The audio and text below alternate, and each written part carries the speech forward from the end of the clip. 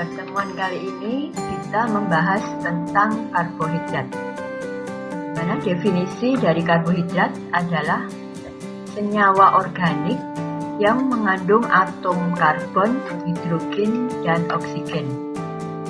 Di dalam tubuh, karbohidrat dapat dibentuk dari asam amino dan sebagian dari gliserolnya.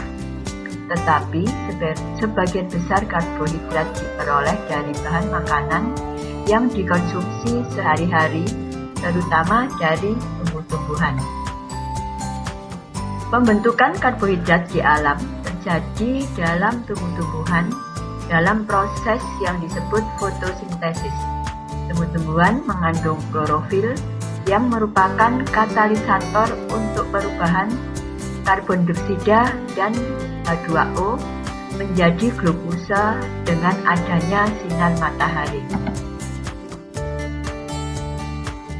Senyawa karbohidrat yang mempunyai gugus fungsi aldehid disebut polihidroksialdehid atau aldosa, dan yang mempunyai gugus fungsi keton disebut polihidroksiketon atau ketosa. Klasifikasi karbohidrat, di mana karbohidrat dapat diklasifikasikan menjadi dua kelompok besar, yaitu karbohidrat sederhana atau monosakarida dan karbohidrat kompleks, yaitu disakarida dan polisakarida.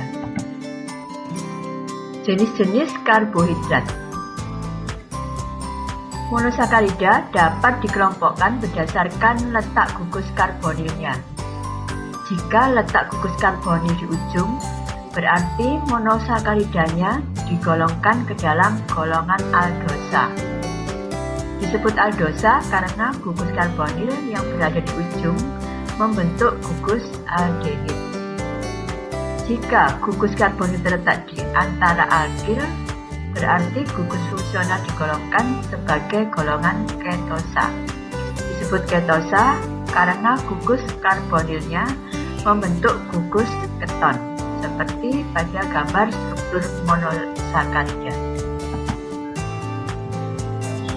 Sukrosa, di mana sukrosa atau sakarosa disebut juga gula tebu. Gula ini lebih dikenal dengan sebutan gula pasir yang dikonsumsi sehari-hari.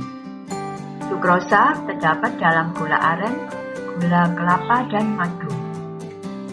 Disakarida ini terdiri atas fruktosa dan glukosa. Hidrolisis sukrosa dengan bantuan asam atau enzim invertase akan menghasilkan glukosa dan fruktosa. Laktosa. Jadi laktosa di sini disebut juga gula susu karena terdapat dalam air susu. Air susu ibu atau ASI mengandung 5-8% laktosa. Sedangkan susu sapi mengandung 4-6% laktosa. Laktosa merupakan serbuk tak berwarna dan sedikit larut dalam air. Hidrolisis laktosa dengan katalis enzim laktase akan menghasilkan glukosa dan galaktosa. Galaktosa yang terbentuk dalam tubuh segera diubah menjadi glukosa dengan enzim tertentu. Galaktosa dalam darah jika tidak diubah menjadi glukosa bisa menimbulkan kerdil atau terbelakang dan kematian. Laktosa merupakan gula bereduksi karena dapat mereduksi bereaksi Fehling, Benedict, dan bereaksi Tollens.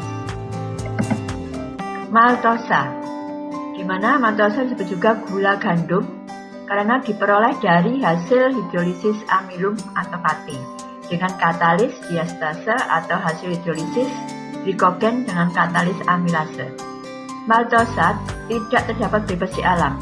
Hidrolisis maltosa akan menghasilkan dua satuan glukosa.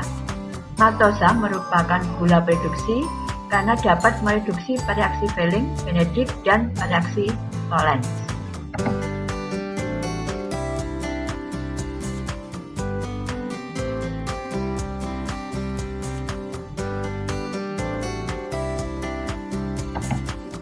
Polisakarida. Molekul polisakarida tersusun oleh lebih dari 20 atau lebih molekul monosakarida. Rumus umum molekul polisakarida adalah C6H10O5N. Polisakarida mempunyai massa yang sangat besar dan tidak larut dalam air. Senyawa-senyawa penting polisakarida adalah amilum atau pati, glikogen, dan selulose. Amilum atau pati yaitu merupakan polimer glukosa dalam bentuk ikatan alfa yang terdiri atas kurang lebih 500 unit. Amilum terdapat sebagai persediaan makanan tumbuh-tumbuhan seperti kentang, jagung, singkong, dan lain sebagainya. Terbentuknya amilum dalam tumbuh-tumbuhan merupakan hasil reaksi fotosintesis. Yang kedua adalah glikogen, di mana terdiri atas satuan D-glukosa kurang lebih 1000 unit yang merupakan makanan cadangan yang terdapat dalam hati, jaringan hewan, menyusui, dan manusia. Selanjutnya adalah selulos, di mana selulos merupakan penyusun utama dinding sel tumbuhan. Selulos terdiri atas satuan D-glukosa yang terdiri atas 1000 sampai 3000 unit, sehingga sukar dicerna oleh enzim manusia.